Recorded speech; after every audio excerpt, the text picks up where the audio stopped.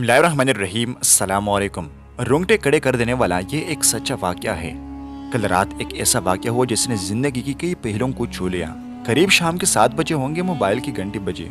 उठाया तो इधर से रोने की आवाज आई।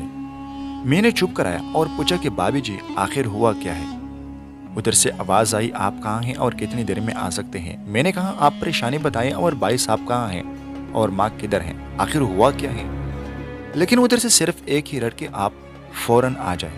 मैं उसे मुतमईन करते हुए कहा कि 1 घंटा लगेगा पहुंचने में।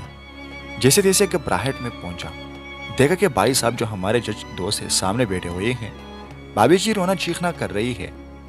12 साल का बेटा भी परेशान है और 9 साल की बेटी भी कुछ कह नहीं पा रही। मैंने भाई साहब से पूछा कि आखिर क्या बात है।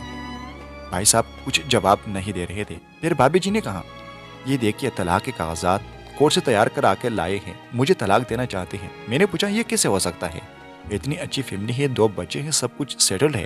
पहली नजर में मुझे लगा कि यह मजाक है, लेकिन मैंने बच्चों से पूछा दादी किधर है, तो बच्चों ने बताया पापा इन्हें 3 दिन पहले नवाइड के यानी ओल्ड एज होम में शिफ्ट करा के आए हैं।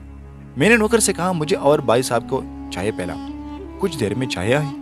भाई साहब को मैंने बहुत कोशिश की चाय पिलाने की, मगर उन्होंने नहीं पिया और कुछ ही देर बाद वो मासूम बच्ची की तरह पूट पूट कर रोने लगे और बोले मैंने 3 दिनों से कुछ भी नहीं खाया है। मैं अपनी 61 साल की माँ को कुछ लोगों के हवाले करके आया हूँ। पिछले साल से मेरे घर में माँ के लिए इतनी मुसीबतें हो गई कि बीवी ने कसम खा ली कि मैं माँ जी का ध्यान नहीं रख सकती। न तो ये इनसे बात करती थी और न मेरे बच्चे उनसे बात करते थे। रोज मेरे कोर्ट से आने के बाद माँ बहुत रोती थी। नौकर तक भी इनसे खराब तरह से पेश आते थे और अपनी मन मानिया करते थे। माँ ने 10 दिन पहले बोल दिया तो मुझे ओल्ड एज होम में डाल दे। मैंने बहुत कोशिश की पूरी फैमिली को समझाने की, लेकिन किसी ने माँ से सीधी मुंह तक बात नहीं की। जब मैं 2 साल का था तब अबू इंतकाल कर गए थे। माँ ने दूसरों के घरों में काम करके मुझे पढ़ाया, इस काबिल बनाया कि मैं आज एक जज हूँ। लोग बताते हैं कि माँ दूसरों के घर काम करते वक्त कभी भी मुझे अकेला नहीं छोड़ती थी। उस माँ को मैं आज ओल्ड एज होम में छोड़कर आया हूँ।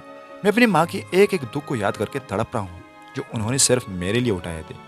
मुझे आज भी याद है जब मेट्रिक के इम्तिहान देने वाला था, माँ मेरे साथ रात रात पैर बैठती रहती थी। एक बार जब मैं स्कूल से घर आया तो माँ को बहुत जबरदस्त सख्त बुखार में मुब्तला पाया।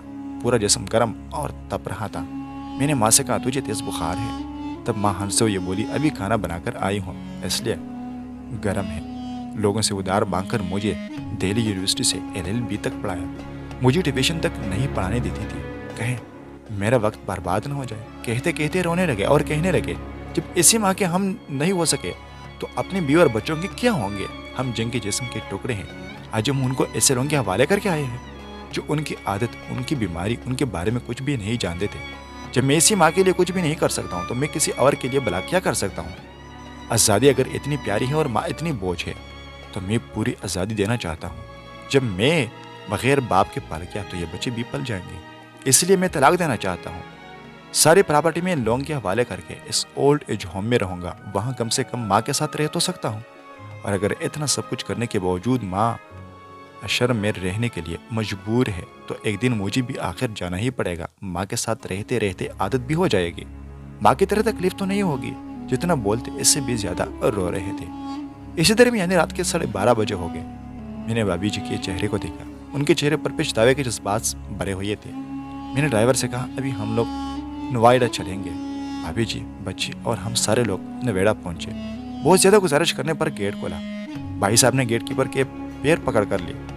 बोले मेरी माँ है, मैं उसे लेने आया। चौकीदार ने पूछा क्या करते हो साहब। भाई साहब ने कहा मैं एक जज हूँ। इस चौकीदार ने कहा जहाँ सारे सबूत सामने हैं तब तो आप अपनी माँ के साथ इंसाफ नहीं कर पाया और उनके साथ क्या इंसाफ करते पाओगे। इतना कहकर हम लोग को वही रोकर वो अंदर चला गया। अंदर से एक औरत आई जो वार्डन थी। उसने बड़े जहरीले लफ्ज में कहा 2 बजे रात को आप लोग ले जाके कहिए उसे मार दे तो मैं अल्लाह को क्या जवाब दूंगी। मैंने वार्डन से कहा बहन आप यकीन कीजिए ये लोग बहुत पछतावे में जी रहे हैं। आखिर में किसी तरह उनके कमरे में ले गए। कमरे का जो नजारा था उसे लफ्ज में बयान करना मुश्किल है। सिर्फ एक फोटो जिसमें पूरी फैमिली है, वो भी माँ के बगल में जैसे बच्चे को सला के रखा है। मुझे देखी तो उसे लगा कि बात न खोल जाए, लेकिन जब मैंने कहा कि हम लोग आपको लेने आए तो पूरी फैमिली एक दूसरे से लपट कर रोने लगे। आसपास के कमरों में और भी बुजुर्ग थे। सब लोग जाकर बाहर तक ही आ गए। उनकी भी आंखें नम थी। کچھ وقت کے بعد چلنے کی تیاری ہوئی. پورے آشرم کے لوگ باہر تک آئے. کسی طرح ہم لوگ آشرم کے لوگوں کو چھوڑ پائے. سب لوگ اس امید سے دیکھ رہے تھے شاید انہیں بھی کوئی لینے آئے. راستے بھر بچے اور بھابھی جی تو چپ چاپ رہے مگر ماں اور بھابھی صاحب ایک دوسرے کے جذبات کو اپنے پرانے رشتے پر بیٹھا رہے تھے. گھر آتے آتے تقریباً 3:45 ہو گئے. باجی بھی اپنی خوشی کی چابی کہاں ہے یہ سمجھ گئی تھی.